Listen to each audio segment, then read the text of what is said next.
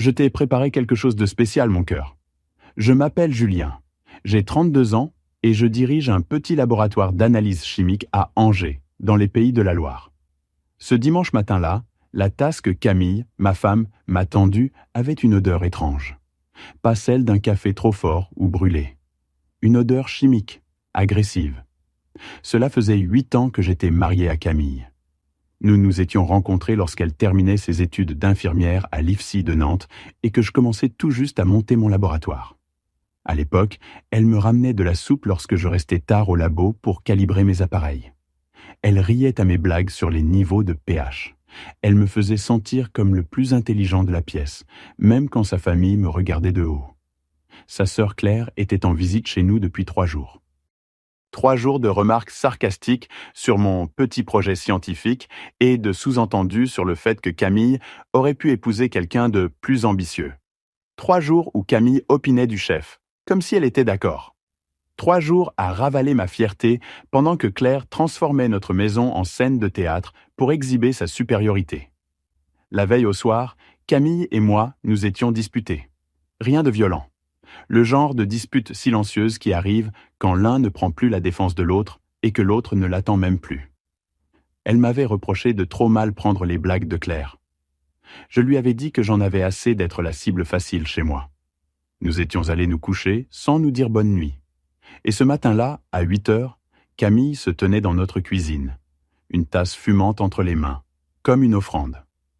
Son sourire était trop grand, trop doux.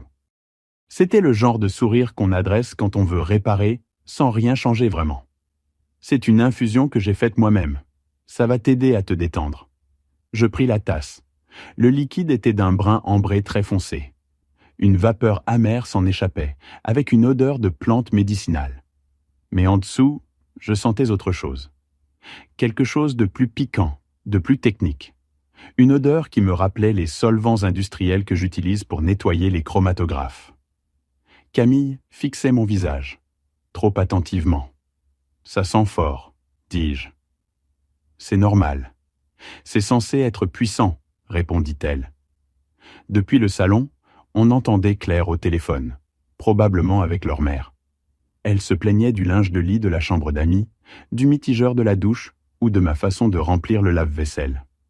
Elle avait cette voix précise qu'elle prenait quand elle voulait que tout le monde comprenne à quel point elle devait supporter mon incompétence. Je levais la tasse vers mes lèvres, puis m'arrêtais. Une nuance dans l'expression de Camille m'interpella. De l'anticipation? De la curiosité? Je souris. « Tu es adorable. » Et je l'embrassai sur la joue. Mais je ne bus pas. J'avais bâti mon laboratoire à partir de rien. 5 ans de cours du soir à l'université d'Angers, en chimie appliquée, tout en travaillant comme technicien sur des chantiers. 3 années supplémentaires à économiser pour louer un petit local dans une zone artisanale de Trélazé. J'avais acheté chaque appareil d'occasion, souvent lors de liquidations judiciaires.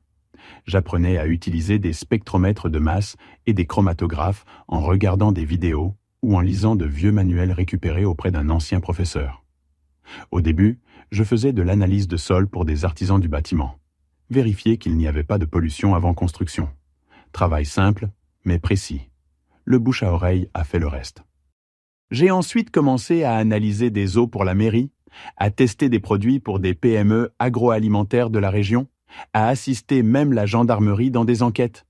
Rien de spectaculaire, mais du travail honnête, qui exige rigueur et discrétion. Camille, autrefois, était fière de ce que je faisais. Elle racontait à ses collègues infirmiers comment j'avais évité un procès à une crèche en identifiant une contamination bactérienne, ou comment j'avais aidé un agriculteur du coin à prouver que l'eau de son puits était polluée par une usine située en amont. Elle m'appelait son mari scientifique, avec une fierté sincère. Mais cette fierté s'était éteinte depuis 2 ans. Depuis que Claire était revenue vivre à Angers après son divorce et qu'elle passait Noël, les anniversaires, les ponts et même les dimanches chez nous. Claire travaillait dans la visite médicale. Elle roulait en Audi A3 de fonction, portait des tailleurs Sandro et parlait de vraie science en entreprise. Elle faisait passer mon laboratoire pour un hobby. Au début, Camille me défendait. Elle rappelait à Claire que j'avais monté tout seul mon activité que mes clients me faisaient confiance, que l'indépendance avait un prix. Mais ces arguments sont devenus plus vagues. Puis, ils sont devenus des sourires polis. Puis plus rien.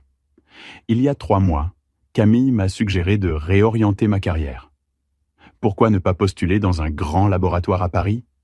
Il y aurait plus d'avantages, plus de stabilité. Et tu serais mieux perçu. J'ai répondu que j'y réfléchirais. Et j'y ai réfléchi, longuement. Je pensais à mon grand-père, ouvrier à l'usine PSA d'Aulnay pendant 40 ans, mort 6 mois après la retraite. Je pensais à mes clients, artisans, agriculteurs, élus locaux, qui m'appelaient directement parce qu'ils faisaient confiance à mon indépendance. Je pensais à ce sentiment qu'on a lorsqu'on résout un problème uniquement avec son esprit et ses mains. Mais je pensais aussi à la façon dont Camille me regardait quand Claire était dans la pièce. Comme si elle avait honte, comme si elle regrettait. Hier matin, juste avant notre dispute, j'ai surpris Camille au téléphone avec Claire. Elle parlait de ma fixation sur le labo. Camille a dit « Il lui faudrait peut-être un petit coup de pouce pour qu'il y voie plus clair. » Claire a ri. « Je vois exactement ce que tu veux dire. » À l'époque, j'ai cru qu'elle parlait de thérapie de couple. Mais là, en tenant cette tasse au parfum douteux, je n'en étais plus si sûr. Claire entra dans la cuisine avec son téléphone à la main et son éternel mou agacé. Elle s'était plainte à quelqu'un, probablement leur mère, parce que la machine à café ne faisait pas de mousse comme elle l'aimait. Claire posa son téléphone sur le plan de travail et se saisit de la tasse posée à côté de la mienne. « Enfin quelque chose qui sent bon dans cette maison », lança-t-elle. Je vis le visage de Camille se décomposer. « Claire, attends », commença-t-elle. Mais il était trop tard. Claire avait déjà pris une longue gorgée. Elle s'arrêta, fit une grimace, haussa les épaules et but encore. Arrière-goût bizarre. Mais bon, j'ai besoin de caféine. Camille me regardait. Je la regardais en retour. Aucun de nous deux ne fit un geste pour empêcher Claire de finir la moitié de la tasse. « Julien, » dit-elle enfin d'une voix mesurée, « tu devrais boire la tienne tant qu'elle est chaude. » Je pris ma tasse, celle que Claire n'avait pas touchée, celle qui sentait la camomille au miel, normale. Celle-là, Camille s'interrompit. À cet instant, je compris. 2 tasses. 2 infusions différentes. L'une pour moi et l'autre qui m'était destinée, mais que Claire avait bu à ma place. Je vais attendre un peu, la laisser refroidir. Claire termina sa boisson et reprit son appel téléphonique. Camille se mit à laver des assiettes déjà propres. Je m'assis à la table et les observai toutes les deux. 1 heure plus tard, Claire se plaignait de crampes à l'estomac, d'abord légères, puis plus fortes. Elle accusa Camille d'avoir utilisé du lait tourné. Camille répondit que Claire avait peut-être trop mangé la veille. Les deux semblaient sincèrement perplexes. Je proposai d'emmener Claire aux urgences. Camille refusa. Une simple gastro sûrement, rien de grave. Mais à midi, Claire vomissait et avait de fortes diarrhées. Elle était pâle, tremblante, et exigeait qu'on appelle un médecin. Camille tournait en rond dans la maison, les mains crispées, répétant qu'elle ne comprenait pas ce qui se passait. Moi, je comprenais parfaitement. Pendant que Camille aidait Claire à retourner pour la 4e fois aux toilettes de la chambre d'amis, je vidais soigneusement le contenu de ma tasse, celle que je n'avais pas touchée, dans un flacon stérile. Puis je lavais la tasse à fond et la rangeais dans le lave-vaisselle. En soirée, Claire était stabilisée mais épuisée. Elle ne vomissait plus, mais était toujours faible, déshydratée. Camille insista pour l'emmener aux urgences. Les médecins firent plusieurs examens. Aucune pathologie grave n'était détectée. Repos, hydratation. Ils évoquèrent une intoxication alimentaire ou un virus de 24 heures. Claire passa la nuit dans notre chambre d'amis, gémissant doucement et buvant de l'eau par petites gorgées. Camille dormit sur le canapé du salon pour être proche, au cas où. Moi, je dormis seul dans notre lit, pensant au flacon dans ma mallette. Le lundi matin, j'amenai l'échantillon à mon laboratoire. Les résultats tombèrent le mardi après-midi. La spectrométrie de masse et la chromatographie en phase gazeuse ne mentent pas. L'infusion contenait camomille, miel et un extrait concentré de casse et de gutta poglia. Feuilles de séné, un puissant laxatif. À forte dose, douleurs abdominales, déshydratation, affaiblissement musculaire. Effet temporaire, mais invalidant. Quelqu'un avait volontairement préparé un thé destiné à rendre son buveur sérieusement malade. Et ce « quelqu'un », c'était ma femme. Je restais assis dans le bureau de mon labo, fixant le compte-rendu, tentant de comprendre. Pourquoi Camille voudrait-elle m'empoisonner? Nous avions des désaccords, oui. Elle était déçue par ma carrière, sa famille me méprisait. Mais empoisonner? C'était un pas de géant entre une remarque sur les fiches de paie et ça. À moins que cela ne concerne pas ma carrière.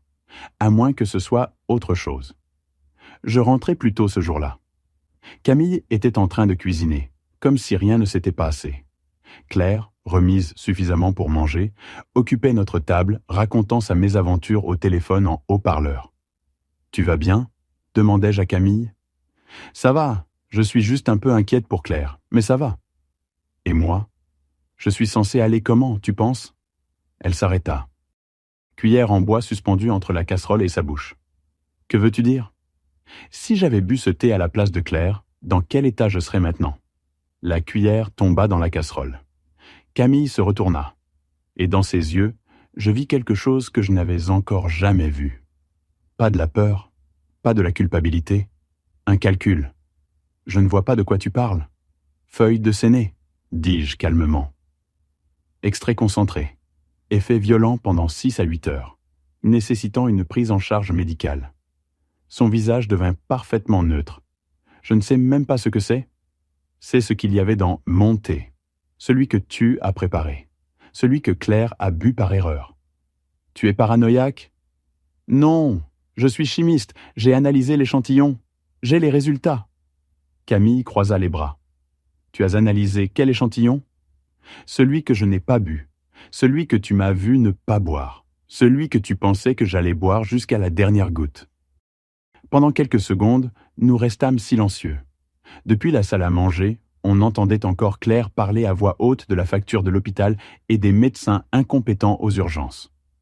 Même si c'était vrai, dit Camille finalement, ce n'est pas le cas. Alors pourquoi penserais-tu que j'aurais fait une chose pareille?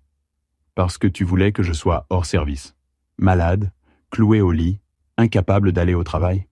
Tu voulais que je dépende de toi. C'est complètement fou. Ah bon? Et pendant que j'étais censé vomir mes tripes et délirer de fièvre, tu comptais faire quoi? Fouiller mes dossiers? Consulter mon ordinateur? Demander à Claire de t'aider à accéder à mes archives comptables? Le visage de Camille changea. Elle niait toujours, mais différemment, comme quelqu'un pris dans un petit mensonge, tentant d'éviter d'avouer un plus gros. « Je ne te ferai jamais de mal, » dit-elle. « Mais tu pourrais me droguer. » Je n'ai drogué personne. Alors explique le Séné. Je ne peux pas expliquer quelque chose qui n'a pas existé. Nous nous fixâmes, immobiles, séparés par l'îlot central de la cuisine. 8 années de mariage réduites à ça. Un rapport de laboratoire. 2 personnes qui ne se faisaient plus confiance. Je veux que tu partes. Cette maison est aussi la mienne. Je veux que tu fasses un sac et que tu restes ailleurs quelque temps. J'ai besoin de comprendre ce que tu comptais vraiment faire. Tu ne peux pas m'expulser sur la base d'une théorie délirante.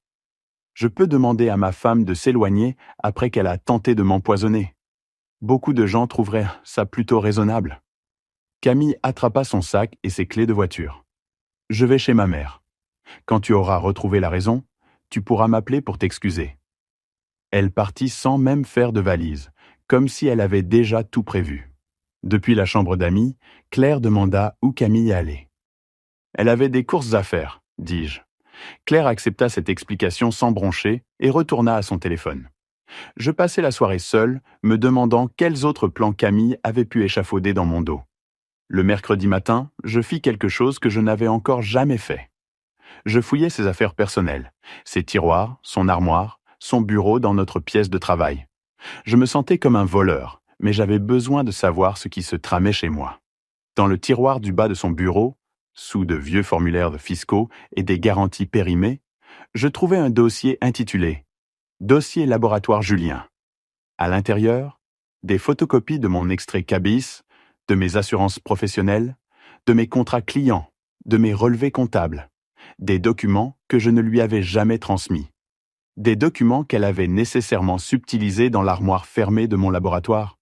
Et puis, il y avait aussi des emails imprimés. Une correspondance entre Camille et un certain Alexandre Morel, de chez Nexus Valorisation. Les objets des mails étaient explicites. Opportunité d'acquisition. Intégration de petits laboratoires.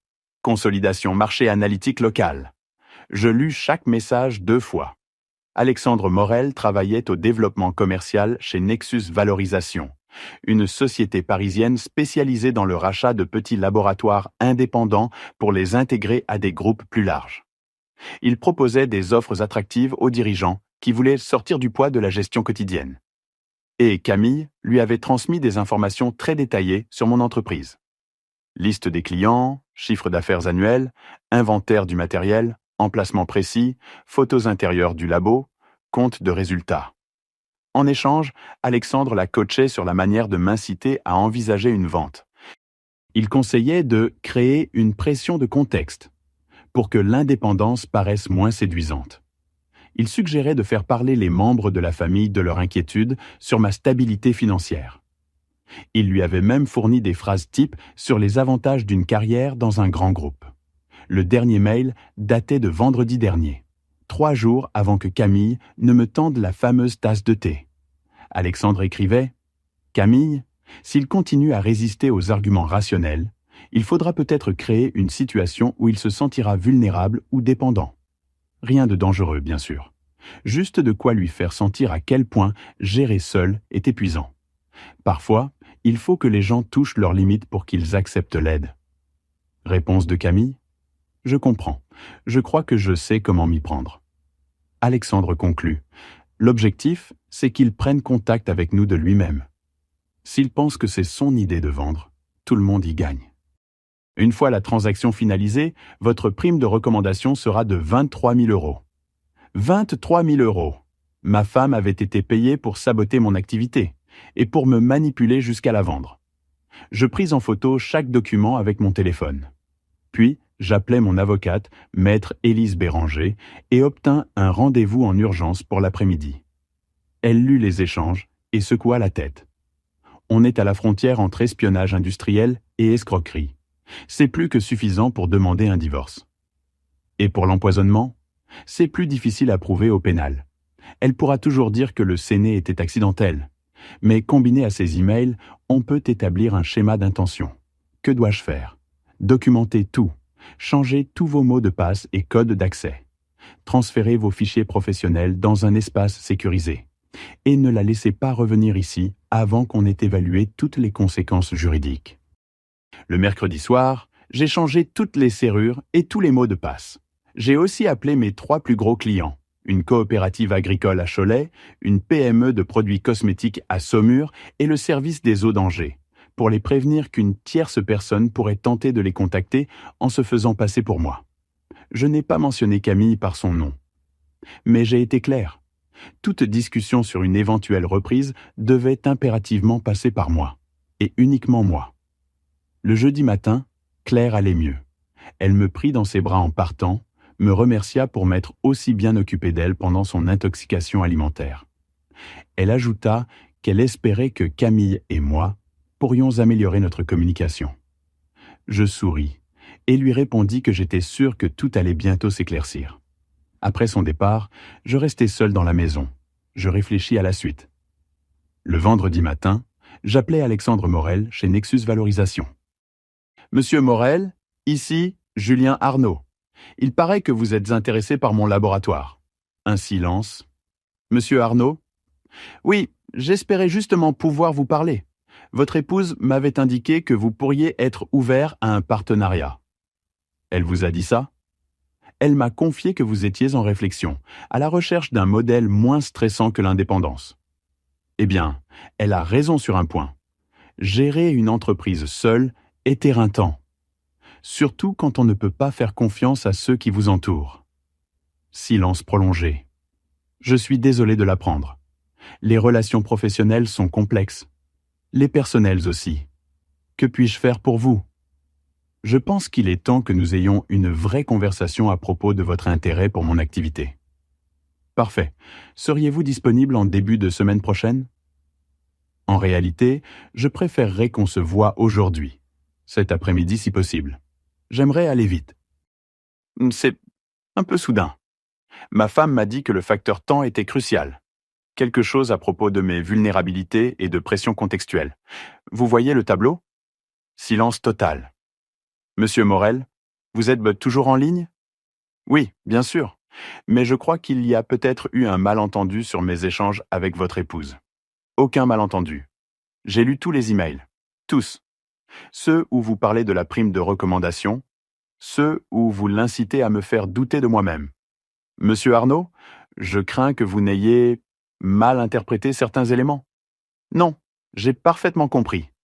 Vous avez payé ma femme pour saboter mon entreprise. Vous l'avez formée pour me manipuler, créer un climat de dépendance. Vous avez franchi la ligne. Mais ce n'est pas tout à fait... Alors voilà la question. Vous préférez traiter avec moi directement ou vous préférez expliquer vos méthodes à la direction départementale de la concurrence, de la consommation et de la répression des fraudes? Parce que l'espionnage commercial, en France, c'est un délit. Alexandre se racla la gorge. Peut-être devrions-nous en discuter de vive voix. Je pense aussi. Nous nous sommes donné rendez-vous à 14 heures dans un café discret du centre-ville d'Angers. Je passais la matinée à préparer un dossier. Copie imprimée de tous les emails, pièces jointes, les documents confidentiels que Camille avait subtilisés, ainsi qu'une note explicative sur l'incident du thé et sa possible implication dans une tentative de manipulation liée à la vente. À 14 heures précises, Alexandre entra. Il avait à peine 30 ans, portait un costume Hugo Boss flambant neuf et une mallette en cuir noir. Il avait l'air nerveux. « Monsieur Arnaud, Julien, merci de venir. »« Asseyez-vous. » Il s'installa en face de moi et parla le premier. « Je tiens à préciser que Nexus Valorisation agit toujours dans un cadre légal. Nos acquisitions sont faites selon des négociations transparentes. Nous ne pratiquons ni la pression indue ni l'espionnage industriel. Intéressant, parce que ce dossier raconte une toute autre histoire. » Je lui tendis le dossier. Alexandre l'ouvrit. Il lut, longuement. À chaque page, son visage blanchissait davantage. « Ces mails sont sortis de leur contexte, » dit-il enfin. « Dans quel contexte un sabotage devient-il légal ? Vous avez incité ma femme à me voler des documents confidentiels, à manipuler mes émotions. Dans la plupart des juridictions, ça s'appelle fraude et complicité. » Il referma le dossier. « Que voulez-vous ? Que vous restiez loin de mon entreprise. Que vous cessiez tout contact avec ma femme. Et que vous compreniez ceci. Si j'apprends que Nexus cible un autre laboratoire indépendant dans la région avec les mêmes méthodes, je ferai en sorte que vos méthodes soient exposées aux autorités compétentes. Et en échange, je ne dépose pas plainte aujourd'hui. » Alexandre se leva. Cette conversation n'a jamais eu lieu. Au contraire, c'est précisément parce qu'elle a eu lieu que rien d'autre ne se passera. Il quitta le café sans un mot de plus. Lundi matin, Camille rentra à la maison. Elle entra dans la cuisine comme si elle n'était jamais partie, se servit un café, s'assit à la table où elle avait essayé de m'empoisonner 8 jours plus tôt. « Il faut qu'on parle, » dit-elle. « Je crois qu'on a déjà assez parlé. » Je déposai le dossier d'email sur la table. Elle y jeta un coup d'œil, mais ne le toucha pas. « Ce sont des échanges privés, » dit-elle. « Entre toi et Alexandre Morel, sur la manière de vendre mon entreprise pour 23 000 €. » Camille ouvrit le dossier et tourna lentement les pages. Aucune surprise sur son visage. Aucune honte, juste du calcul. « Tu as fouillé dans mes affaires. Tu as pris mes dossiers, tu as photographié mon laboratoire, tu as copié mes contrats clients, tu as volé 8 ans de mon travail pour essayer de le vendre à des inconnus. Je voulais t'aider, en m'empoisonnant. Je n'ai empoisonné personne. Tu as mis de l'extrait concentré de feuilles de séné, assez pour provoquer des douleurs aiguës, de la déshydratation, une incapacité temporaire, exactement comme Alexandre te l'avait conseillé. » Camille referma le dossier. « Tu ne pourras jamais prouver l'intention. Je peux prouver la complicité, l'espionnage économique, le vol de données professionnelles et la tentative d'atteinte volontaire à l'intégrité physique. Aucun procureur ne retiendra ça. Peut-être pas, mais la DRITS, Inspection du travail, y verra un dossier très intéressant, et mon assureur professionnel. Et le service conformité de Nexus Valorisation. » Camille se leva. « Que veux-tu, Julien ? Je veux que tu signes les papiers du divorce, que tu renonces à toute part dans mon entreprise ou dans ses actifs, et que tu partes, définitivement. Et si je refuse? Alors je dépose plainte au pénal, j'engage une procédure au civil et je m'assure que tout le secteur sait ce que fait Nexus aux petits laboratoires indépendants. Camille s'approcha de la fenêtre, regardant notre jardin. 8 ans de mariage, 2 ans de préparation pour m'anéantir, 10 minutes de conséquences. Il me faut du temps pour trouver un logement. Tu as jusqu'à vendredi. Ce n'est pas suffisant. Ça t'a suffi pour organiser ma chute.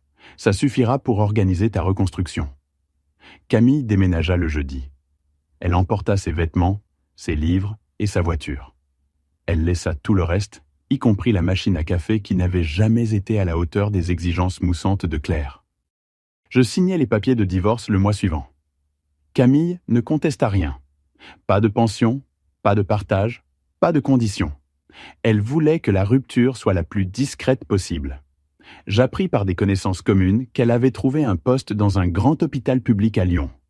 Contrat CDI, avantages collectifs, respect, stabilité. Parmi des gens qui ignoraient tout de ces manigances. Alexandre Morel m'envoya une lettre officielle indiquant que Nexus Valorisation renonçait à toute tentative d'acquisition dans l'ouest de la France.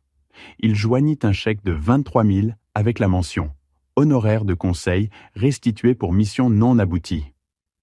J'encaissai le chèque et remplaçai mon vieux spectromètre de masse par un modèle de dernière génération. 6 mois plus tard, mon entreprise n'avait jamais été aussi solide.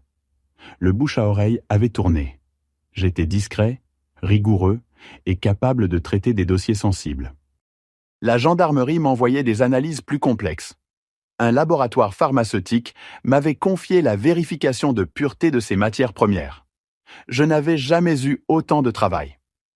Un dimanche matin de mars, dans le silence de ma cuisine, je me préparai un café et m'assis à la table. La même table où Camille m'avait servi un thé empoisonné, en souriant comme si elle me rendait service. La même table où je lui avais montré les preuves de sa trahison.